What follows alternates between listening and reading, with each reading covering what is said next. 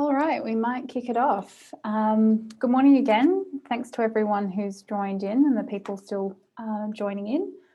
Before we get started, I just wanted to kick off with a couple of housekeeping items. This webinar will go for approximately 40 to 45 minutes. I'll present the main content and then address a few of the pre-submitted questions at the end. The webinar is being recorded, so after the webinar concludes, excuse me, I'll provide a follow-up email that will include a link to the online event page with a recording and a recap of all the useful resources from today's talk. I'll also be launching a couple of polls throughout the webinar to get to know you and your events a bit better. Feel free to participate when these pop up on your screen. All right, so to introduce myself, my name's Megan. I'm the Senior Regional Marketing Manager here at Eventbrite in Australia. I have a strong love for events and have been working within the industry for over 5 years and in marketing for over 12. I've been with Eventbrite since July of 2019, and prior to that, I worked for an event company, managing the marketing for a national food and wine event. Now onto the agenda for today. We're going to kick off by starting talking about email marketing, then onto social media, SEO, tracking, retargeting, and analytics, and then finally onto Eventbrite community marketing. I'll then finish up the session with some of your pre-submitted questions. All the things discussed today are applicable for both in-person and online events. And if you need any more information on how to host safe events in person or how to shift your events online, we have a lot of resources and previous webinars which can walk you through these steps. I'll be sharing a lot of these in the post-webinar email, so look out for that in your inbox. All right, now let's begin. Email marketing. We want to get back to the basics and dive into how to get the word out about your next event. I'd love to know how many of you are currently using emails to get the word out about your event. I've just launched a poll, which you should see on your screen. So I'd love to hear how many of you are using your email. Awesome, that's coming in super fast. So it looks like over 80% of you are currently using email for your event, which is great. I'll share the results there so you can see that. So it just came in just under 75%, and a couple of you haven't started hosting events yet. So it's no surprise that nearly 91% of us checks their email every day. So even though that seems like some serious email dedication, your event can easily get lost in a crowded inbox. Learning the core fundamentals is a critical element in ensuring your audience opens your event emails. Effective emails all share the same elements. Your sender name. Send your emails from a recognizable source, such as your event brand name or company name, especially if it's the first time you're reaching out to an individual or group. You don't want people to think your email is spam. Your subject line. The subject line must give a reader a reason to open your email. Be brief and specific. Create a sense of urgency with words such as "don't miss out," or personalize it with the recipient's name and city. Count your words and characters. Many pros recommend less than 10 words and well under 100 characters. Your header and body copy. Put the essential information such as date, location, and a link to buy your tickets close to the top of your email. Don't make your reader scroll endlessly, and don't repeat subject lines as headlines. Your headline and body copy should reinforce your primary message. Your call to action. This asks your reader to take a specific action, whether it's buy tickets or register now. They often appear as succinct lines of copy or brightly coloured buttons. Now don't hide your CTA. Put them above the fold in your email and make it as fast and easy as possible to attend. And click. Now you have the basic structure of your email sorted. There are some additional elements you may want to consider. Segmentation. You may have one audience, but all these people are individuals. You may want to segment your audience and create content, especially your headlines, aimed specifically at those separate segments. There are many ways to do this. For instance, you might have one list for past attendees, one for past VIP attendees, and one for people who've signed up to your mailing list but haven't yet purchased a ticket. You could also split your audience by location, demographics, engagement, recency of purchase, and value of your attendee. You then craft copy that speaks directly to that specific persona, making your personalization efforts even more personal. Sending messages targeted to a person's interests, needs, and desires creates stronger engagement and increases the chance of conversion. Marketers can improve the conversion rates by over 350% and revenues by over 780% by sending more targeted emails. Consider your timing.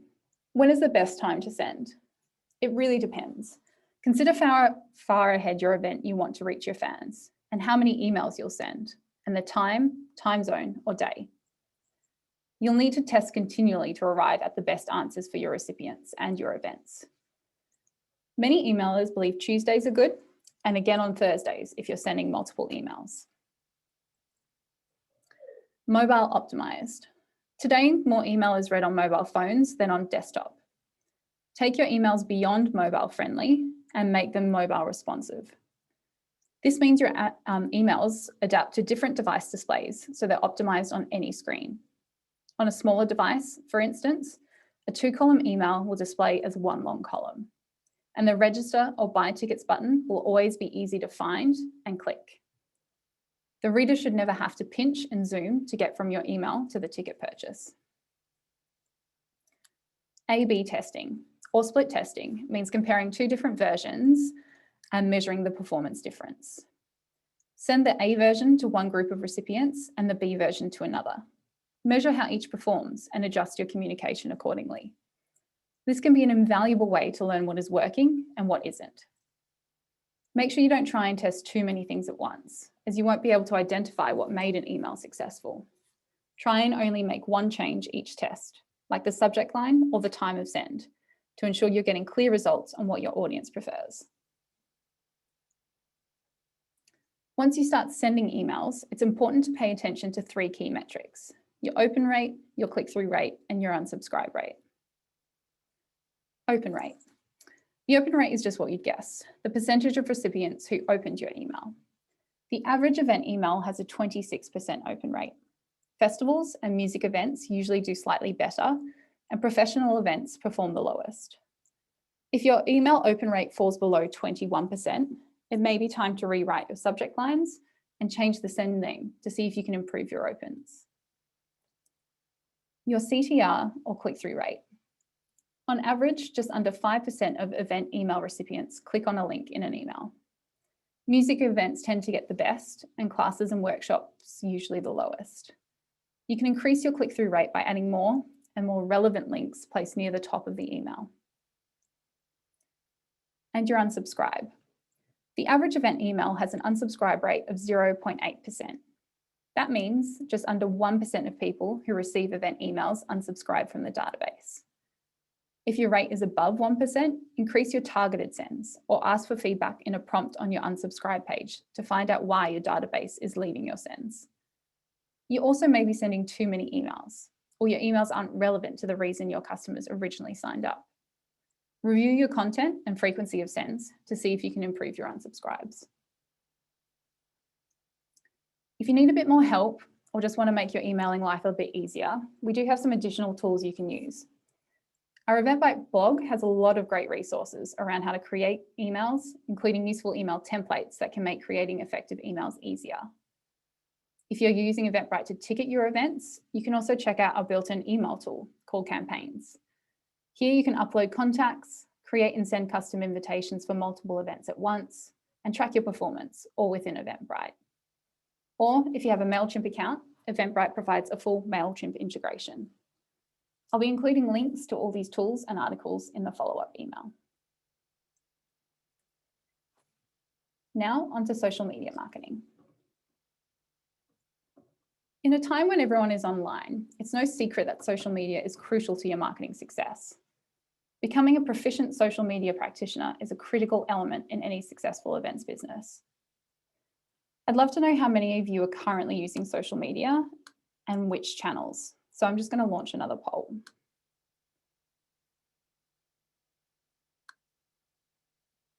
Perfect. I'd love to hear which channels you're currently using organically or for paid advertising. I'll share the results in a moment.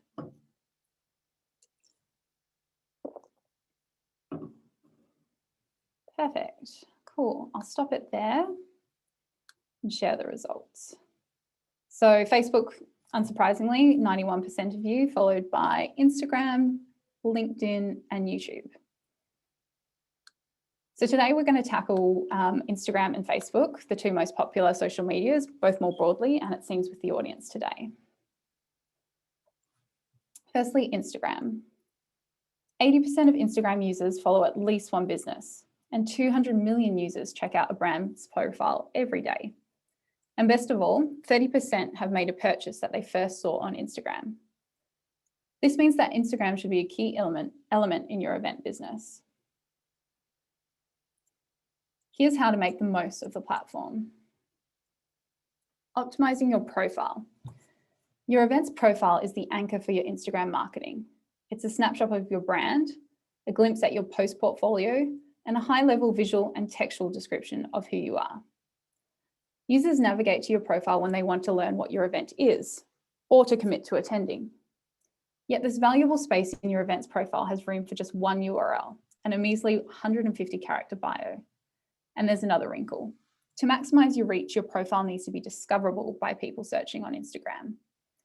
You'll need to make sure your profile includes concise and engaging copy, a clear image for your profile image, correct and relevant URL, and searchable keywords or hashtags. Attica Wellness Adventures was a great example that ticks these boxes. You can clearly see what types of experiences they offer. They include their website URL and searchable keywords. Engaging your audience through posts and stories. The most unique aspect of Instagram is that it's a visual-first platform. Capturing attention through visual assets will be a part of any event's major success. Publishing consistent, quality social media content throughout the year can be challenging for event creators. You know to announce lineups and on-sale dates, but on a daily basis, you need to tell a much bigger story. Your team should take advantage of all the ways Instagram lets you express your event with organic content, including through posting photo albums, sharing videos, using custom hashtags and geolocation tags to expand your reach, and tagging influencers associated with your event, such as artists, speakers, sponsors, or vendors. And if posts showcase the best of your event on your profile, stories record what's happening right now. String together snapshots of short 10-second videos, and you can create a story that lasts for only 24 hours. With more than 300 million daily active users, Instagram stories are really the future of the platform. As an event creator, this posting method has a few strategic applications. You can test content. Stories are ideal for testing new tactics and types of content in a very temporary environment. You can tease announcements. Before artists or speaker announcements, tease the reveal with hints, such as the speaker's initials or a blurred picture that your followers have to decipher. You can also inspire FOMO. Because the posts disappear, showcasing insider info, behind the scenes content, or flash sale promotions here will incite FOMO. If you host your events regularly, even showing an event as it happens can help inspire consumers to book for your next event, like House of Hobby have done here. Best of all, as an event creator, you can convert viewers into attendees by adding links to your ticketing page. Once you have 10,000 followers, your team can add clickable links to your stories, which is something you can't do with traditional Instagram posts. You can also look to convert your most successful stories into sponsored ads. If your Instagram account is a business account, you can use story ads to connect directly to your ticketing page. Upgrading to a professional account. Instagram began to offer creators the ability to upgrade to a business profile status for free in 2016. Now there are over 25 million active business profiles on Instagram, and a third of the most viewed stories come from businesses. More importantly, 2/3 of visitors to business profiles come from users who don't yet follow that profile. That's a lot of potential event goers being exposed to your brand. And business profiles have a couple of other advantages too. You get access to metrics that general users don't, including insights on both posts and stories, so you can see numbers on your reach, impressions, and replies. You also get a contact button on your bio, making it easier for followers to get in touch. Businesses can convert posts and stories into ads or create ads from scratch with built-in tools that used to only be available via Facebook. And lastly, taggability. You can tag products in your posts once you create a product through Facebook. For events, this means you can tag your merch, vendors, or other event swag in Instagram posts for a more direct line to revenue. Enlisting influencers or brand ambassadors. Now, influencers can range from paid brand ambassadors with enormous social clout to micro-influencers, your everyday fans who just happen to have a dedicated base of followers. And that base could soon be following your event as well. But establishing a relationship with an influencer is not just another way to broaden your reach. All Instagram roads should ultimately lead to ticket sales. Your team should work with influencers whose followers match your target market in terms of subject matter, demographics, and geographical location. Here are some ideas for influencer campaigns. Launch influencer campaigns around your ticket on sale dates to get the word out about your event. You can offer influencers free tickets to your event to share their experience online or to run a ticket giveaway, as seen here for the Ice Cream Factory Festival. You could let an influencer do an Instagram takeover of your account on Instagram stories, during which they'll encourage their fans to follow your account to follow along. Or arm your influencers with promo codes they can share with their fan base. This can help you see which influencers are worth engaging with by tracking how many sales they are able to generate through each promo code. Driving event ticket sales. So you're doing the work to drive your Instagram followers to your website. Now you need to convert them into ticket buyers.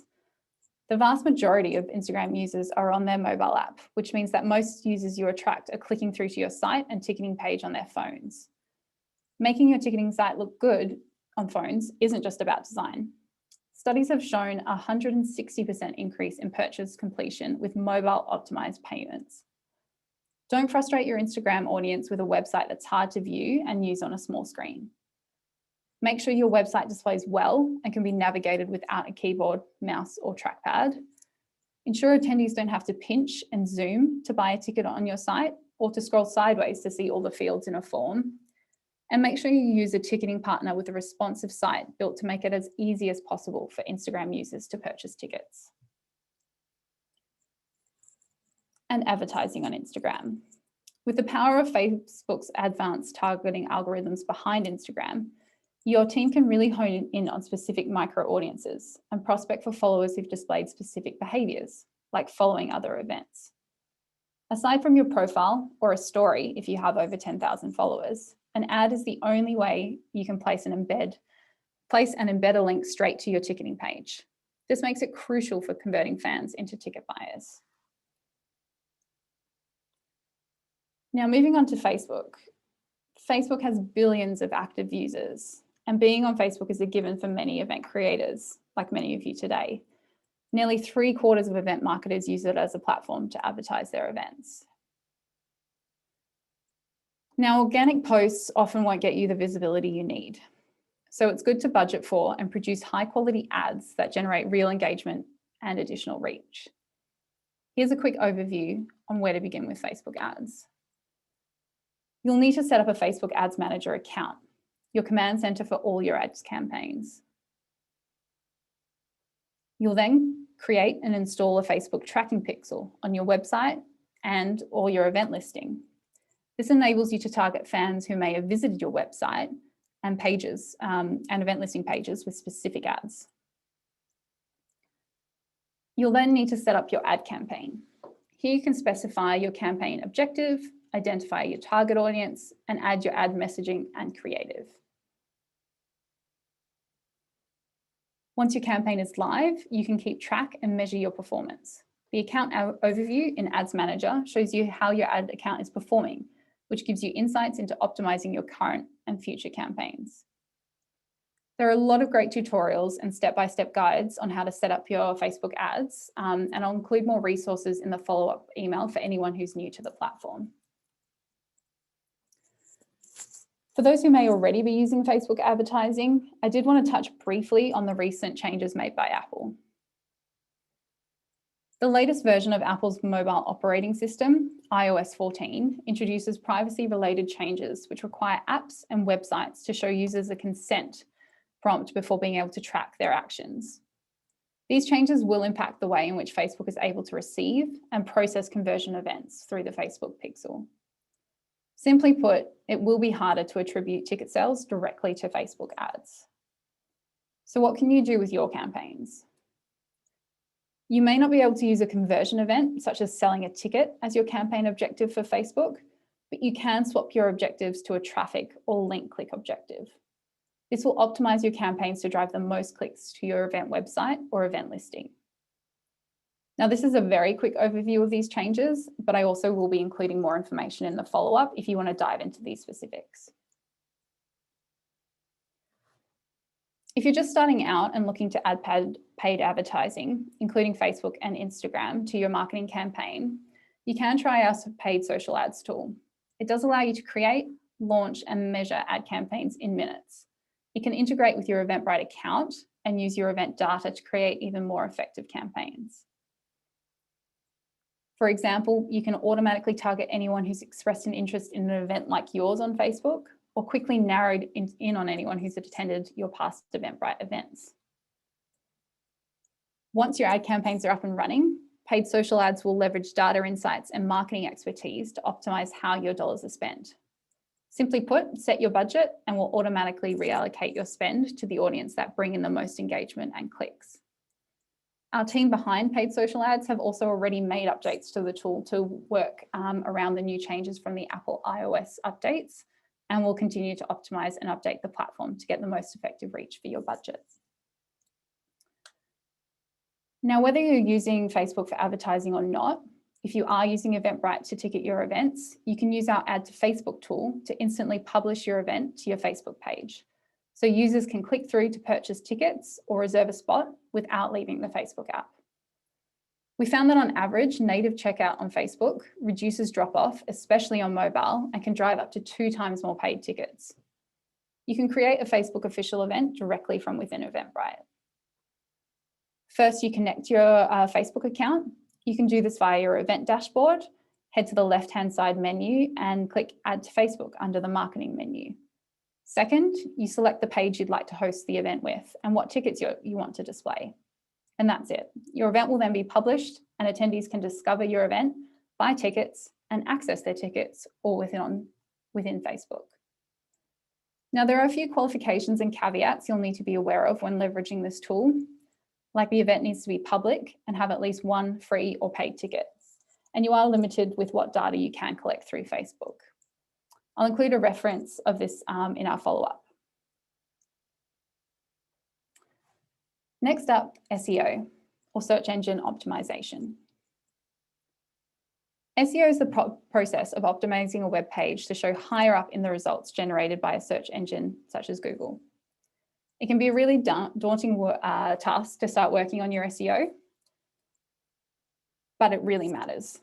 Industry research shows that 89% of event attendees search online when deciding to buy a ticket or register for an event. Taking the time to optimize your website, an event page for SEO will help you reach more of your target audience and increase your attendance at your event. Keywords here are crucial. If you deleted all the words on your website or event listing, except the most crucial to communicating your event, keywords are what you'd have left. Search engines look for keywords, so you want to have the right words in the right volume. Here's how to use them to move up in the search ranks. You'll want to include keywords in your event name and event page URL. Make sure your event description contains at least 200 words of original text and use your event name and keywords in your event description. You'll want to add images with relevant file names that include your keywords. Link to your event page from your website and your social networks. And don't engage in keyword stuffing. Too many keywords look like spam and can now earn you a penalty. Once you have your keywords, you want to have a look at how you optimize your SEO overall. It's a simple formula. Improve your content and you improve your SEO. Search engines are smarter than ever and focused on user experience. Create concise, focused, easy to read content containing the keywords you've already identified.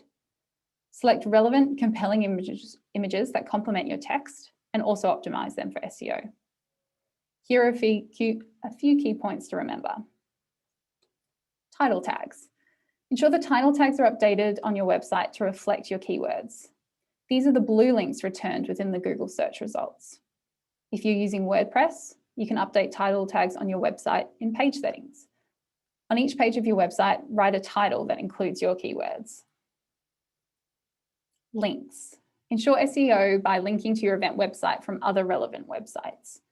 You can also create relevant links from your social media profiles back to your website, event listing, or organizer profile. And finally, comment on relevant blogs, making sure your comment contains a link to your website. Images. Always include images. Then ensure the image files use your keywords and make sure they're in the right format, JPEG or PNG. Size images so they load quickly and make it easier for search engines to visit and index your page. Compress images to 100% quality and add alternative text to every image, including keywords. Your event name. In addition to giving it a short, catchy name, have at least one word or two in a title that can be used to search for your event. And lastly, Eventbrite SEO power. Eventbrite is the most authoritative ticketing website online. So leveraging Eventbrite automatically helps your event listing populate higher on Google search and become a Google featured event. Once you optimize your website and event listing for SEO, you'll want to track the results. Google Analytics is the best tool to use here. It can provide you metrics and reports to help you monitor your event website's performance. If you're ticketing your event through Eventbrite, you can set up a Google Analytics tracking pixel of your event by using our self-serve tracking pixels. If you want to learn more about how to use Google Analytics and the fundamentals of web analytics, Google Analytics Academy is a great free way to learn more. And lastly, Google's Search Console is free from Google and helps you monitor, maintain, and troubleshoot your site's presence in Google search results. All these tools will help you keep refining your keywords and content and hopefully allow you to see an improvement in your SEO. Watch out for the follow-up links to learn more about each of these resources. Now, speaking of tracking, I want to dive a bit more into tracking, retargeting, and analytics. While marketing and promotion is usually the biggest expense in most event budgets, less than 20% of all event creators can confidently say their marketing is effective. Here you can change the game through tracking, retargeting, and analytics. You'll be able to see which of your marketing messages represent the best use of your money and adjust your strategy and messaging accordingly. Firstly, it's great to learn how to use tracking pixels. They're an invaluable tool to find out what's working in your marketing campaign. A tracking pixel is a one-by-one image that's placed into the code of a web page, email, or banner ad. The tracking pixel can tell whenever a particular page is viewed after an ad or another marketing campaign. It can tell you which ads attendees viewed before registering for your event. Pixels can also give you information about your users, such as their location, if they're on their phone or computer, and you'll be able to know if more of your registrants are coming from, say, Facebook, Twitter, or paid search on Google. You'll also be able to see which time of day provides the best return on investment or which audiences are engaging the most. If your event is on Eventbrite, you can access our self-serve pixel tool from your event dashboard. Here you can add a range of supported pixels, such as Google Analytics, which I just mentioned in the SEO section, Facebook, Twitter, or AdRoll. Now, the process of adding a pixel does differ slightly between each advertising platform, so I'll include a range of Help Center articles in the follow-up, which goes through each of these step by step. You'll also need to be aware that the pixels themselves will be managed by whichever tool you're using. For example, if you're looking to use pixels to retarget customers who visited your event page and serve them with ads on Facebook, you'll need to manage the pixels on the Facebook platform and then enter the pixel details into Eventbrite. The pixels themselves aren't managed within the Eventbrite platform. Another powerful tool you can use for your event is Eventbrite tracking links. These tracking links allow you to create unique URLs which track any number of different campaigns, giving you insight into which marketing campaigns are driving ticket sales. In addition to utilizing tracking links, you can also tag your URLs with UTM codes, which allow you to track via Google Analytics where your ticket sales are coming from and evaluate which marketing channels are performing best. For Eventbrite tracking links, you need to head to the tracking links dashboard. You can find this under the marketing tab on the left-hand side menu. This dashboard allows you to see the number of visits to your event listing page or how many fans viewed your event from a specific tracking link. You can also view tickets sold and, if it's a paid event, revenue generated. These two metrics only encompass direct ticket sales, fans who clicked on a link and made a purchase within the same session. It does not track indirect sales, like fans who viewed your page, but then only went on to purchase via a Google search 3 days later. Tracking links provide an additional layer of tracking you wouldn't be able to otherwise see if you solely relied on pixels on your analytics dashboard. Now on to retargeting. When you browse online for a product, service, or event, and shortly thereafter see ads for sites where you've just been browsing, this is called retargeting.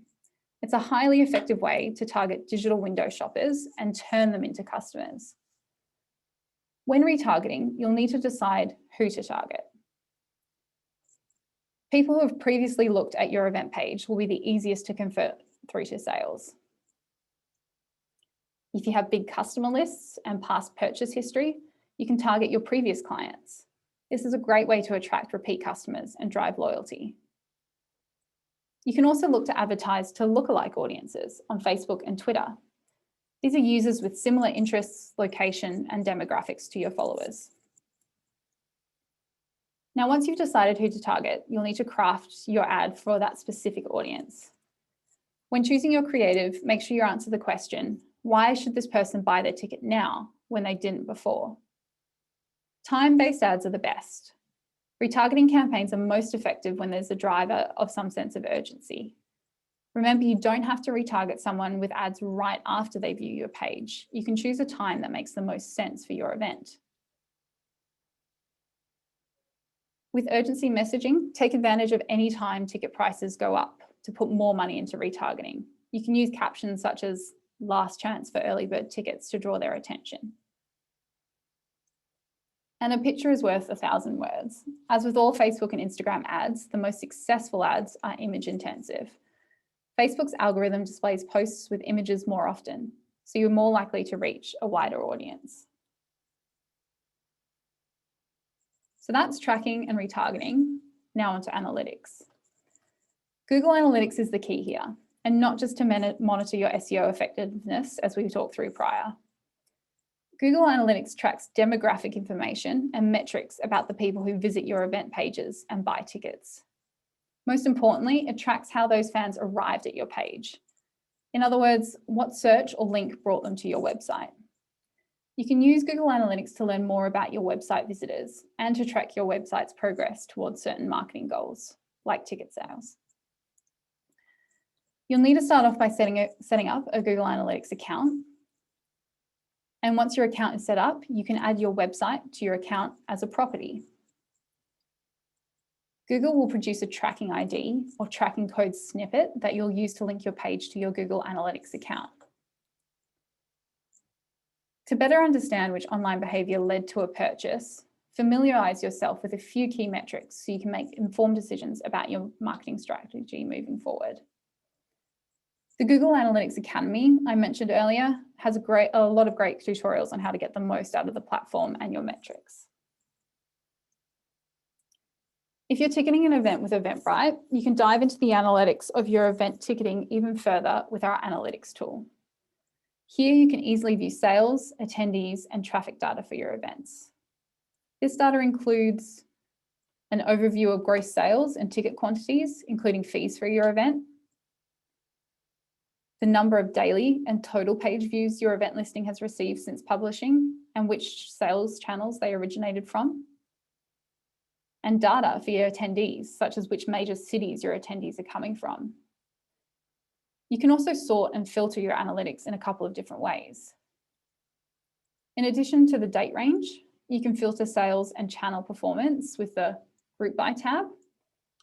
This will allow you to group your event data based on predefined dimensions, or use the Related To tab to allow you to view performance for one event or all of your events.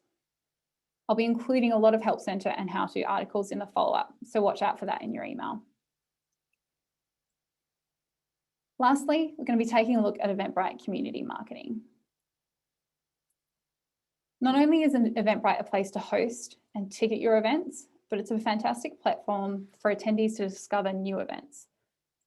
Create a great organizer profile and compelling event listings, and you might just reach new audiences for your next event.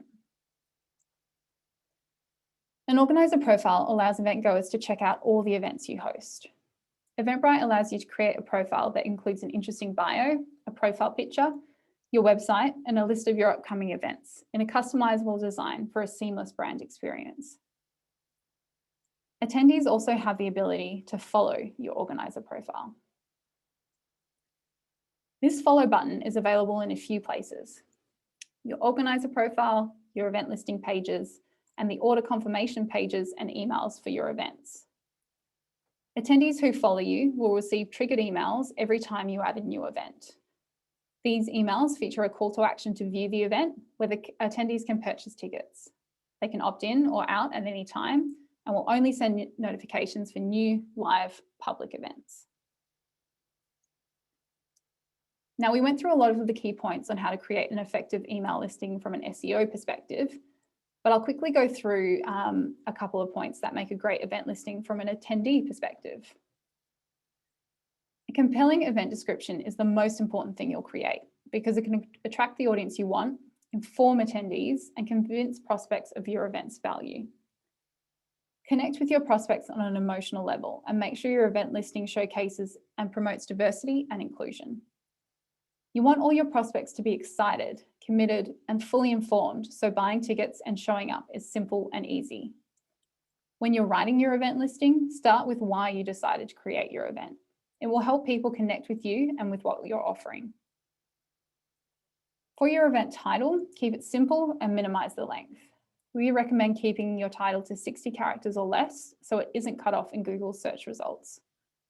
You'll want to skip fluffy adjectives and unnecessary details. Your title doesn't need to include the exact date and time and the address of your event. Short and sweet is better for most readers, especially on mobile. And beware of insider terms. For example, using EDM in your event title may excite the marketing diehards, but it can also confuse novices, so adjust your jargon accordingly. Setting up your organizer profile and event page will also help you get discovered across Eventbrite's own channels. These consist of our website and mobile app, which list a wide range of events. If an attendee is logged in, all event listings they see are personalized based on an algorithm that helps predict which events they'll most likely be interested in. As a result, event listings may differ from attendee to attendee. We also have our cart abandonment emails. These are sent to attendees who carted a ticket but abandoned the flow and didn't make a purchase, helping to convert attendees who might be on the fence. Event organisers will benefit from Eventbrite's ability to drive meaningful incremental demand for your events, and attendees benefit because we provide one single place for them to search for something to do and purchase a ticket. So thanks for sticking with me. I'm now going to move on to some of the pre-submitted questions we received. And please remember, if I don't get to your question today, I'll also be sending up a follow-up email with resources, how-tos, and Help Center articles that will cover all the topics I talked about. I'll also be including a survey, as we'd love to hear what other topics you'd love to hear more about next. So on to one of the first questions we received. Is there a way to pre-know what channels would be most successful before testing the channel? What is the best way to research our target audience's most active channels? Now, there isn't an easy way to know which channels will be most effective for your event, but knowing your target audience here is key. You'll need to dive into the typical behaviours of your audience. Where do they spend most of their time? What media do they consume? What communities are they involved in? And who are their key influencers? You can hypothesize about these behaviours, or if you're able to, invest in research to find out more. You could work with a research agency to conduct new research, or if you already have an existing audience for your event, reach out with a survey to find out more about them. You may learn that they don't spend a lot of time online, but they do consume traditional media, such as radio or free-to-air TV. This can help you inform which channels you want to start testing your marketing budget in. If you have a very niche or specific target audience, you might want to steer your budget towards channels which allow you to control the advertising reach. So you're not paying for reach that doesn't apply to your target audience. Here is when digital channels usually shine, allowing you to add targeting specifics to your advertising so you don't waste your spend on audiences which your event isn't relevant to. And once you do decide what channels to spend in, make sure you keep an eye on how they perform. Just because you know your audience spends time in that channel doesn't mean it will be the most effective channel for generating ticket sales or registrations. Keep an eye on your results and shift your budget accordingly. Next, we had quite a few submissions around social media, so I wanted to break these down into a few questions. First up, what are some generally effective social media marketing strategies? There really isn't a one-size-fits approach to effective social media strategies, but key to everything on social media is content. With such a wide array of content across all the different social media channels, you need to consider how you and your event will stand out. What are you offering your audience in exchange for their time to follow and engage with your brand? Think interesting tips and tricks, beautiful photography, access to behind the scenes, interviews with key talent, product or ticket giveaways. The list is really endless, but you'll need to test and experiment with what your audience engages with and what draws new audiences to your profile. We also had a question around what advice do you have for social media marketers that just started their career? As I mentioned, knowing your brand and your audience and what you can offer on social media is really key here when starting out. You want to make sure you follow brands and events similar to yours and watch how they engage with their audiences. Ensure you're plugged into the latest news and updates around the platforms as they are constantly changing, and shifts in algorithms can dramatically change your impact ongoing. And then try and find a community of like-minded social media or marketing professionals. You can really learn a lot by talking to your peers. And last question on social media here. Is social media only a significant marketing tool for certain demographics, or is it for all? Is it really as important as it appears when marketing events? I would definitely consider a social media presence important for nearly all types of events. Like a website, being active on social media gives your prospective audience an insight into your brand and your events, and can often provide a cost-effective channel for paid advertising to reach new audiences to both your channel and to your events. What channel or channels you invest your time in, however, really depends on your target audience. Facebook has the broadest reach and covers nearly all demographics, whereas a channel like LinkedIn would be more appropriate for a B2B or industry-specific event. I'll share in the follow-up email a great article by Sprout Social, which includes the latest 2021 demographics for each channel. This can definitely help you decide which channel best aligns for your target audience. Unfortunately, though, social media isn't something you can just set up and forget about. There is a time and sometimes cost investment in keeping a profile going. However, I really believe it's an important channel for most events. Now, these couple of questions are really just touching the surface of social media marketing. So I will be including a lot of reference article in the follow-up if you want to dive into that further. And last question for today before we run out of time. Where do you draw the line between enough reminders to get guests to register versus sending them far too many emails? Now, this can drastically change depending on your email database. So it's really important to watch your metrics and to learn how your audience are responding to your emails. Keep an eye on your open rates. If they're dropping, this could be an indication they're tired of seeing the same email reminders. Or maybe if your unsubscribe rate is increasing, this could also show they're not interested interested from hearing from you at such a high frequency. The test and learn approach here can help you decipher the frequency which best helps your registrations, but also doesn't annoy your database. I'd also take a broader look at your email plan. When you're emailing your database, and what are you saying each time? Plan out your emails to be sent at key times during your campaign, such as just before a price rise in your tickets, creating a sense of urgency with your database. Or perhaps when you have great new announcements for the event, giving them something new to consider when thinking about purchasing a ticket. Really make sure your email gives them a reason to open and then to engage and take action. Now that's it for today's webinar. I know we only touched very briefly on each of the topics, but we wanted to give a really sort of top line overview of the components of a great marketing plan for your next event. As I mentioned, I will be sending a follow-up email, which will include both the webinar recording as well as a really long list of great resources for each of these sections, plus any of the questions I didn't get to. I'll be including some resources in that list as well. Hope everyone has a great rest of your day, and thanks again for tuning in.